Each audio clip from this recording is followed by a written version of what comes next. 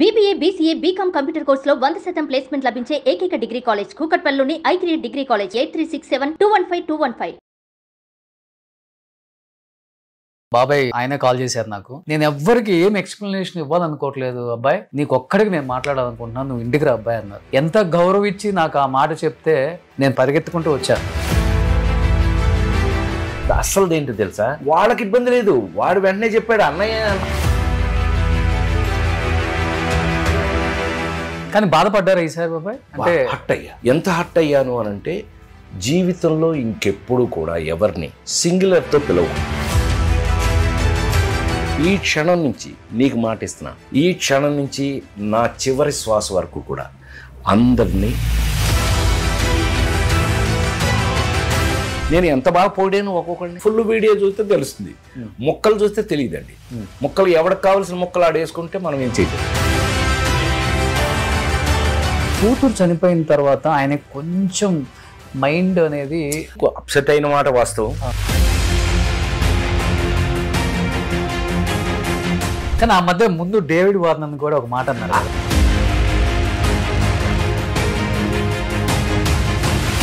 Hi hello, welcome to Suman TV. నేను మీ రోషన్. ఇవాళ నాకు తెలిసి బాగా బ్లష్ అయిపోయి ఉంటాను, ఎందుకంటే మనకు బాగా ఇష్టమైన వాళ్ళు, మనల్ని బాగా నవ్వించే వాళ్ళు, మన మంచి కోరుకునే వాళ్ళు, మన అనుకునే వాళ్ళు, మన గురించి ఎప్పుడు ఆలోచించే వాళ్ళు మన పక్కన ఉంటే నిజంగా ఎంత హ్యాపీగా ఉంటుందో అంత హ్యాపీగా ఉంటుందో ఆ వ్యక్తి పక్కన ఉంటే.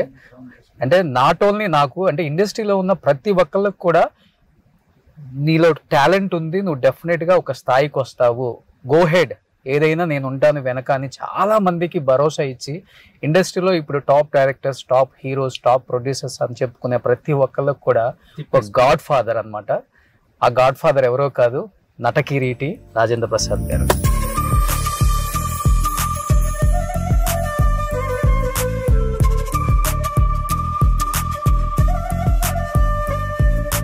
చిన్న చిన్నవి తప్పిదాలని అసలు నేను చెప్పను. కామన్గా వాళ్ళందరూ ఒక కుటుంబం లాగా ఉంటారు.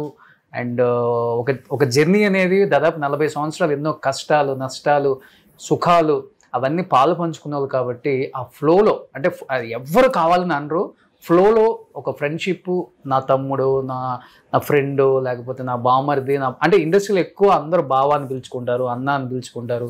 ఒక చనువుతో అన్న మాటల్ని చాలామంది వేరే విధంగా వక్రీకరించి ఆయన్ని కావాలని టార్గెట్ చేసి రకరకాలుగా కామెంట్ చేయటం, రకరకాలుగా థంబ్నెయిల్స్ పెట్టడం, రకరకాలుగా రాజేంద్ర ప్రసాద్ కాదు భూతేంద్ర ప్రసాద్ అని, అంటే రకరకాలుగా ఆయన నొప్పించడం అనేది ఇందులో మనం బాధపడవలసింది అస్సలు ఏంటో తెలుసా, పాపం వాళ్ళకి ఇబ్బంది లేదు, వాడు వెంటనే చెప్పాడు అన్నయ్య నేను పర్సనల్గా మాట్లాడుకున్న విషయం, దీన్ని మీరెందుకు పెద్ద చేస్తున్నారని పాపం వెంటనే ఇచ్చాడు. అవును, అతను వెంటనే చెప్పేశాడు అన్నయ్య నా మీద ప్రేమతో, అంటే మీకెందుకండి బాధ అని. సో అట్లా ఉంటుంది వ్యవహారం. ఏదో నువ్వు అన్నట్టు ఏంటంటే, ఎవరో ఏదో ఏమి అని అంటే మనం చేయగలిగింది ఏమి లేదు. కానీ ఇక్కడ మాత్రం అట్లా ఉండదు. ఇక్కడ హానెస్ట్గా ప్రేమలు పంచుకోవటమే ఉంటుంది. ఓకే, నాకు తెలుసు. ఎందుకంటే ఆ మాత్రం సెంటిమెంట్స్ లేకపోతే ఇన్ని సంవత్సరాలు యాక్టర్గా ఎలా ఉంటాను నేను. మనం ఒకరికొకరు ప్రేమలు పంచుకోకపోతే, ఇంత ప్రేమగా ఇన్ని సంవత్సరాల నుంచి ఎలా నా బిడ్డలా ఉంటారు మీరు, ఇన్ని సంవత్సరాలు మీ దగ్గర నేను ఎలా వర్క్ చేస్తాను. సో అందుకని. కానీ బాధపడ్డారా ఈసారి బాబాయ్? అంటే హట్ అయ్యా. హట్ అయ్యి ఎంత హట్ అయ్యాను అని అంటే, జీవితంలో ఇంకెప్పుడు కూడా ఎవరిని సింగులర్తో పిలవకూడదు. ఓకే, డబులే. అది నేను ఎవరి దగ్గర నేర్చుకున్నానంటే, విశ్వవిఖ్యాత నట సార్వభౌమ నందమూరి తారక రామారావు. ఆయన పిల్లలతో సహా, మాతో సహా కూడా మమ్మల్ని ఎవరిని నువ్వు అనేవారు కాదు, మీరు రండి, మీరు మీరు మీరు మీరు నేను ఈ క్షణం నుంచి నీకు మాట ఇస్తున్నా, ఈ క్షణం నుంచి నా చివరి శ్వాస వరకు కూడా అందరినీ మర్యాద ఇచ్చే మాట్లాడతాను.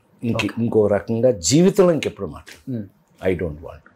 ఎందుకంటే మన వర్క్ మనకు ఉందండి, మనకి ఇదే పనే, ఇది మన పని కాదు కదా. ఎవడో ఏదో పని లేని వాళ్ళు ఏదో చేశారండి, ఏదో చేస్తాం, మీ మీద నా మీద మీకు కావాల్సింది క్యారెక్టర్. నేను ఎలా యాక్ట్ చేశాననే క్యారెక్టర్.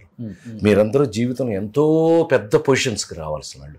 ఇప్పుడు నేను మాట్లాడిన వాళ్ళు ఎవరన్నా కూడా వాళ్ళంతా నా ఫ్యామిలీ మెంబర్స్. అవును, ఒకడు అన్నయ్య అనేవాళ్ళు, ఒకడేమో ఏమన్నా నేను ఇంట్రొడ్యూస్ చేసిన హీరోయిన్లు ఎట్లా ఉంటారు నాతో, పర్సనల్ గా ఉన్నప్పుడు తర్వాత వాళ్ళు పర్సనల్ గా కాల్ చేయడం జరిగిందా? విపరీతంగా. ఆలీ అన్న కానీ నాకు రోజా గారు కానీ వెంటనే జబల్పూర్ లో ఉన్నాడట. జబల్పూర్ లో ఉండి నాకు ఫోన్ చేశాడు, అన్నయ్య నువ్వేమైనా ఫీల్ అవుతున్నావా? అవునరా చాలా ఫీల్ అవుతున్నాను నేను, ఎందుకు అట్లా జరిగింది ఏంటో అంటే, అన్నయ్య వాళ్ళ సంగతి నువ్వు వదిలి నువ్వు మర్చిపో, నేనేమన్నా అనుకుంటే కదా నువ్వు ఫీల్ అవ్వాల్సింది. నేను ఆల్రెడీ దానికి స్పందన చెప్పేశాను. నేను ఇట్లా నాకు ఏమీ సంబంధం లేదు, ఆయన మా పెద్దోడు, నాకంటే పెద్దోడు అన్నయ్య. ఎప్పటి నుంచి నా చిన్నప్పటి నుంచి ఆయన నాకు వేషాలు, ఆయన సొంత సినిమాల్లో, నేను అప్పులప్పరం ఇలాంటి సినిమాలో నేను దగ్గరుండి మరీ అతని క్యారెక్టర్లు రాయించుకుని నా ముందు పెరిగిన వాళ్ళు వీళ్ళందరూ. చనువు ఉంటుంది ఒక మాట, ఏంటి అందులో మా జిల్లాలో మరీ ఎక్కువ తెలుసా, కృష్ణా జిల్లాలో మరి అసలు వాళ్ళ అంటారు గబుక్కున కృష్ణా జిల్లాలో. అది అందులో ఓవర్ లవ్ అయిపోయింది అనుకో, ఇంక చచ్చింది రాముండ ఏడి నాకు ఇలా మాట్లాడతారు. అది మాకు విపరీతమైన ప్రేమలు అవి, ఎక్కువైపోతే వచ్చే ప్రాబ్లం అది. సో అందుకని ఇవన్నీ ప్రాక్టికల్గా నిజమే. ఆ రోజున మొన్న జరిగిన ఏదైనా ఎవరైనా అనుకుంటే కూడా అది ఏంటంటే పర్సనల్ ఫంక్షన్ అనుకుని వచ్చాను నేను, బెజవాడ నుంచి వస్తున్నాను నాన్ స్టాప్గా. పర్సనల్ ఫంక్షన్ అనుకుని వస్తే తీరా చూస్తే ఇదంతా మొత్తం అంతా మీడియా కవర్డ్ అనేది తర్వాత తెలిసింది నాకు. అయ్యో అయితే జాగ్రత్తగా ఉండాల్సింది మనం. ఇంకెప్పుడు అంటే కెమెరాస్ ఉన్నాయని మీరు చూసుకోవాలా పెద్దగా? అసలు కెమెరా గురించి పట్టించుకోలే నేను. అర్థమైంది. ఎస్వి కృష్ణారెడ్డి నేను బొట్టు పెట్టి డైరెక్టర్ చేసిన ఒక వ్యక్తి బర్త్డే అని అంటే పైగా అందరూ నాతో పనిచేసిన నా బిడ్డలు అంటాడు. అందరూ నాతో పనిచేసిన వాళ్ళే, అందరూ ఫ్యామిలీలా ఉన్నారనుకుని రెచ్చిపోయాయి మైకిల్ తీసుకునేది. నేను ఎంత బాగా పొగిడాను ఒక్కొక్కడిని, ఎవరెవరు ఎంత బాగా పనిచేశారో పొగిడానుగా. నువ్వు అది ఫుల్ వీడియో చూస్తే తెలుస్తుంది, ముక్కలు చూస్తే తెలియదండి. ముక్కలు ఎవరికి కావాల్సిన ముక్కలు ఆడేసుకుంటే మనం ఏం చేయలేము. కానీ ఆ మధ్య ముందు డేవిడ్ వార్నర్ కూడా ఒక మాట అన్నారు కదా, అది కూడా వాడు ఫ్లోలో వచ్చింది. ఆ రోజున కూడా మీరు కావాలంటే నితిన్ అడగండి చెప్తాడు, హీరో నితిన్ని లేదు హీరోయిన్ని అడిగితే చెప్తారు. మేము అంత ముందే లోపల గోల చేసి వచ్చాం బయటికి, అలా వచ్చేసింది ఫ్లో.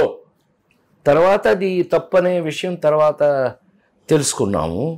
ఏది ఏమైనానండి మనం ఇవాళున్న సోషల్ మీడియా అనండి, మీరు ఏదన్నా అనివ్వండి, ఇవాళున్న పరిస్థితుల్లో పాత రోజుల్లో ఉన్న ఎఫెక్షన్స్ చూపించుకునే అవకాశాలు అయితే లేవండి. అందుకని ఎవరి లిమిటేషన్లో వాళ్ళు ఉండటం బెటర్ అనేది నేను ఇప్పటికీ నేర్చుకున్నటువంటి మంచి విషయం.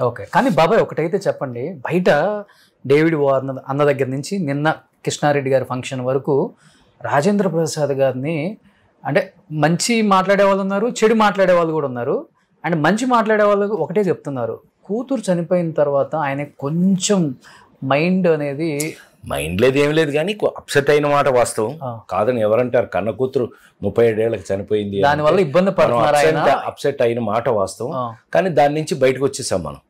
మీరు ఎందుకు రేపు రవితేజ నేను మాస్ జాతర అని ఒక సినిమా చేస్తున్నాం, మాస్ జాతర. మీరు ఆ సినిమా చూస్తే తెలిసిపోద్ది నేను ఎలా ఉన్నాను, ప్రస్తుతం ఎలా ఉన్నాను అనేది. తాత మనోడు ఇద్దరం అందులో నా సామిరంగా కొట్టేది, మనం సాయంకాలం మంది వేసుకుని కొట్టేసుకుంటాం ఇద్దరం, తాత మనవడు. ఎందుకంటే ఆయన పెంచింది వీడు. బ్రహ్మాండంగా రాయబడి బ్రహ్మాండంగా తీయబడుతుంది. రేపు థియేటర్లో మీరు అందరూ నవ్వి చచ్చిపోతారు, ఇంక గొడవలేదు. ఆ సినిమాలు వచ్చేస్తే ఇంకేముంటుంది అబ్బాయి, అసలు ఈయనకి ఇలాగే కావాలి మనం అంటారు. అదొకటి ఉంది డేంజర్. నన్ను అలాగే నేను అందులోంచి మారిపోయి నచ్చదు మీకు, అలా ఉండే అవకాశం లేదు. బట్ ఏది ఏమైనా మనం ఏంటో ఇవాళ మారిన ఈ మీడియా పరిస్థితులు ఏంటో తెలుసుకుందాం. మనం తెలుసుకోవడం మంచిదేగా, దేవుడు అందుకే చేశాడేమో అలాగా. మీ జీవితంలో ఫస్ట్ టైం ఇదేనా? ఫస్ట్ టైం నిజమా లైఫ్ లో వచ్చి నేను మొత్తం డెసిషన్ తీసుకున్నాక. అసలు ఎవరిని నువ్వు అన్నగా జీవితంలో మీరే మీరు బిడ్డలైనా సరే మీరే. అది మనం let us try for it and be happy.